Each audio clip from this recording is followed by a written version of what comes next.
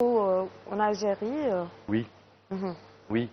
C'est un art qui s'adresse à tout le monde. Tout le monde peut en écouter, tout le monde peut en faire. Puisqu'il suffit juste d'un papier et d'un stylo Mhm. et d'avoir envie de partager ce qu'on a en nous, ce qui est important pour nous, ce qui nous fait vibrer, ce qui nous offre de la joie, ce qui nous met en colère, ce qui nous rend triste. Et tout ça, enfin pouvoir le communiquer artistiquement. C'est de l'art démocratique.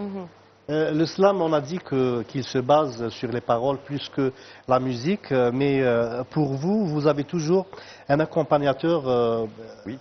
guitariste, violoniste, n'importe quel instrument. À chaque fois, il y a toujours un changement par la musique qui vous accompagne, c'est vrai? C'est ça. Avant tout, en premier lieu, c'est l'importance de la rencontre humaine entre artistes. Et c'est pour ça que je viens en Algérie.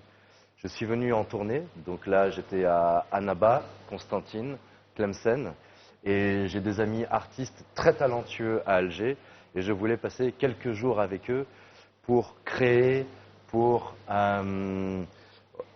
partager ensemble nos activités artistiques. Et qu'est-ce que cela vous rajoute? On a dit que le slam se base surtout sur les paroles. Oui. Eh bien, c'est avant tout une rencontre. Et je crois qu'il faut aller vers l'autre. Il faut sortir de sa zone de confort. Et ça demande d'aller à la rencontre, de découvrir d'autres univers et de voir ce qu'on peut fabriquer ensemble.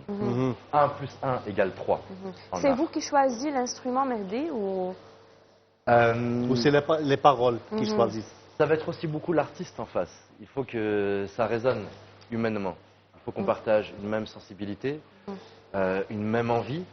Et après, le plus important se joue là plus que dans les mains ou dans la voix. Mais l'instrument joue un rôle très important, peut-être. Oui, oui, oui.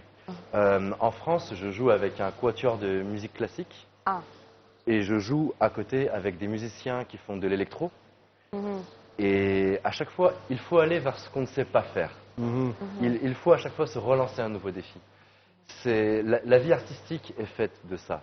Si on veut vraiment créer et continuer à surprendre le public, il faut se surprendre soi-même. Voilà. Il faut être exigeant vis-à-vis de soi-même pour avoir le droit de demander aux gens de rentrer dans notre univers. Et je souhaite que toutes les personnes qui me suivent depuis des années, à chaque nouveau texte, nouvelle poésie ou nouvel album, soient surprises et découvrent de nouvelles choses, de nouvelles facettes de mon art, mais aussi découvrent d'autres artistes. Voilà. Mehdi, c'est pas la première fois que vous visitez l'Algérie. Y a-t-il eu un changement depuis votre première visite en Algérie et aujourd'hui? C'était quand votre dernière visite en Algérie? Alors j'ai commencé à venir en Algérie à partir de 2006. 2006. Ah. Et puisque c'est le pays de mon père et de mon grand-père, j'ai dans ma famille un ancien poète qui est Kadour Benachour, qui est l'un de mes ancêtres. Et je voulais faire ce chemin de retour, la recherche de mes origines, mais je voulais la faire tourner vers le présent et pas tourner vers le passé. Et depuis, je vais à la rencontre d'artistes. Et ce que j'ai vu changer en une quinzaine d'années, c'est une professionnalisation. Je trouve que les artistes d'aujourd'hui comprennent beaucoup mieux ce que c'est qu'une vie d'artiste grâce aux réseaux sociaux, grâce aux nouvelles formes de musique et grâce notamment aussi à des arts comme le slam. Encore une fois, c'est un art démocratique puisque tout le monde peut en faire. Si vous savez parler, si vous avez envie de partager quelque chose que vous pensez, alors cette scène est faite pour vous. Alors Et c'est elle ça le n'attend que slam. vous. C'est ça le slam. Voilà.